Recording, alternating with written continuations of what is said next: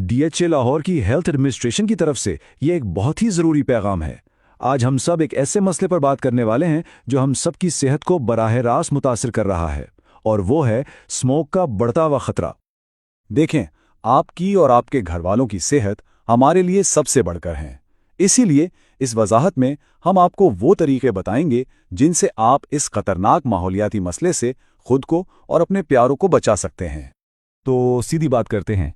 ये जो नंबर आप देख रहे हैं 985, ये हाल ही में लाहौर के कुछ इलाकों में रिकॉर्ड किया गया एयर क्वालिटी इंडेक्स यानी AQI है। अब AQI हमें बताता है कि हवा कितनी साफ या आलूदा है, और 985 का मतलब है इंतहाई खतरनाक। ये सिर्फ एक नंबर नहीं है, ये एक वार्निंग है, एक खतरे की घंटी हम सबके लिए। और देखें, ये कोई एक दिन की बात नहीं है। जैसा कि द एक्सप्रेस ट्रिब्यून की ये हेडलाइन बता रही है, ये पूरे शहर का मसला है, एक इमरजेंसी है जिसका सामना हम सब कर रहे हैं। तो अब सवाल यह है कि ये जहरीली हवा हमारे जिस्मों पर क्या असर करती है। आइए इस पर बात करते हैं। तो जब हम कहते हैं कि हवा खतरनाक है, तो इसका असल मतलब क्या है? ये स्मॉग हमारे जिस्म के साथ करती क्या है? अच्छा, स्मॉग में जो सबसे बड़ा खतरा है ना, वो हैं ये इंतहाई छोटे जहरीले जर्रात, जिन्हें हम PM 2.5 कहते हैं। अब ये इतने छोटे होते हैं, सोचें एक इंसानी बाल से भी तकरीबन 30 गुना छोटे, कि ये सांस के जरिए आसानी से हमारे फेफड़ों में गहराई तक चले जाते हैं और वहां से सीधा हमारे खून में शामिल हो जाते हैं। अब जरा इस फर्क को देखें। वर्ल्ड हेल्थ ऑर्गेनाइजेशन यानी WHO कहती है कि हवा में PM 2.5 की महफूज हद 10 होनी चाहिए, और लाहौर की औसत कितनी है? 136.5, यानी महफूज हद से तकरीबन 14 गुना ज्यादा। ये फर्क, ये वाकई बहुत तशवीशनाक है, और इसके नताइज हम अपनी जिंदगियों में देख रहे हैं। ये सिर्फ नंबर्स नहीं हैं, इसकी वजह से लोगों को सांस की बीमारियां जैसे दमा और ब्रोंकाइटिस ज्यादा हो रही हैं। आंखों, नाक और गले में जलन तो आम बात है, और सबसे खतरनाक, इससे हार्ट अटैक और फालिज का खतरा भी बढ़ जाता है। ये सब बहुत हकीकी मसाइल हैं।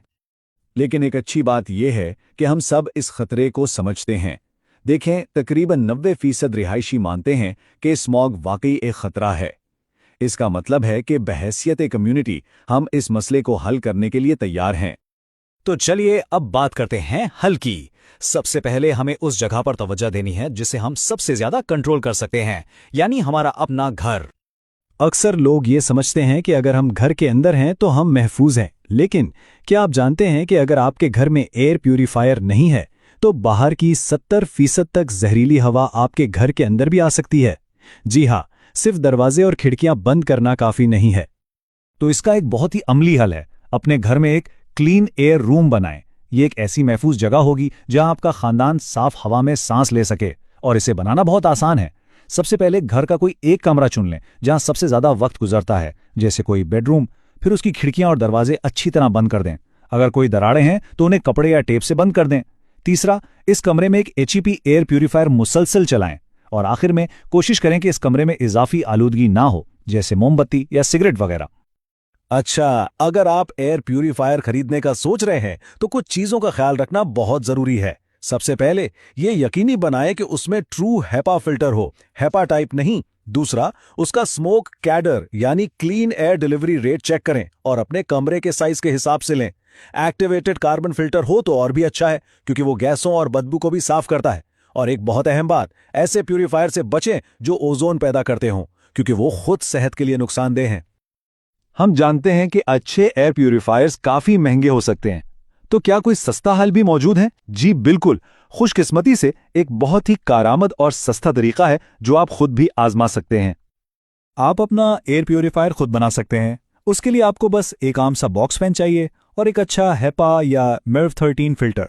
बस फिल्टर को पंखे के पीछे, जहां से वो हवा खींचता है, अच्छी तरह टेप से लगा दें और पंखे को हल्की रफ्तार पर चला दें।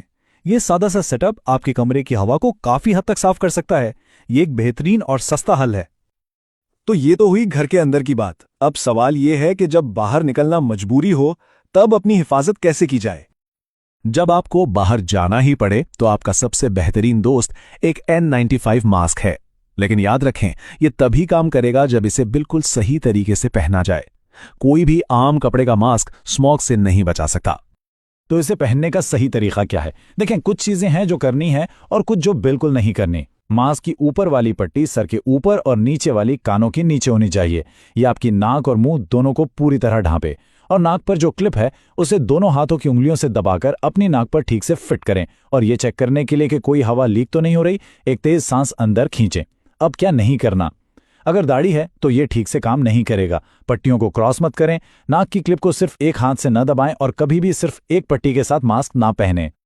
मास्क के अलावा भी कुछ स्मार्ट आदतें हैं जो आप अपना सकते हैं। रोजाना बाहर निकलने से पहले किसी भी ऐप पर AQI लेवल जरूर चेक कर लें। कोशिश करें कि सुबह और शाम के वक्त जब स्मॉग सबसे ज्यादा होती है बाहर ना निकलें। और जिन दिनों AQI ज्यादा हो, बाहर खुली हवा में वर्जिश करने से बिल्कुल परहेज करें। और हाँ, पानी ज्यादा पिएं ताकि आपका जिस्म जहरीले मादों को बाहर निकाल सके। आखिर में ये समझना जरूरी है कि ये मसला सिर्फ इनफरादी कोशिशों से हल नहीं होगा, ये एक इज्तिमाई मसला है और हमें मिलकर इसका मुकाबला करना होगा। एक सेहतमंद DHA हम सबसे शुरू होता है। हम सब छोटे छोटे कदम उठाकर एक बड़ा फर्क ला सकते हैं, जैसे कि कारपूलिंग करें ताकि सड़कों पर गाड़ियां कम हों, अपनी गाड़ियों की ट्यूनिंग का ख्याल रखें ताकि वो ज्यादा धुआं ना छोड़ें। अगर कहीं कोई कचरा या फसल जलाता नजर आए तो फौरन 15 पर इत्तला दें। और सबसे अहम, ये मालूमात अपने घर वालों और दोस्तों के साथ भी शेयर करें। ये बात हमेशा याद रखें कि आपका हर एक कदम सिर्फ आपके खानदान की नहीं बल्कि आपके पड़ोसियों और हमारी पूरी कम्युनिटी की हिफाजत करता है। साफ हवा हम सब की मुश्तरका जिम्मेदारी है। तो आखिर में हम आपके लिए एक सवाल छोड़े जा रहे हैं। हम ये कैसे यकीनी बनाएं कि हमारे बच्चे और आने वाली नस्लें साफ और महफूज हवा में सांस ले सकें? ये मसला आज का है, लेकिन इसके फैसले हमारा मुस्तकबिल तय करेंगे। आइए मिलकर एक सेहतमंद कल के लिए काम करें।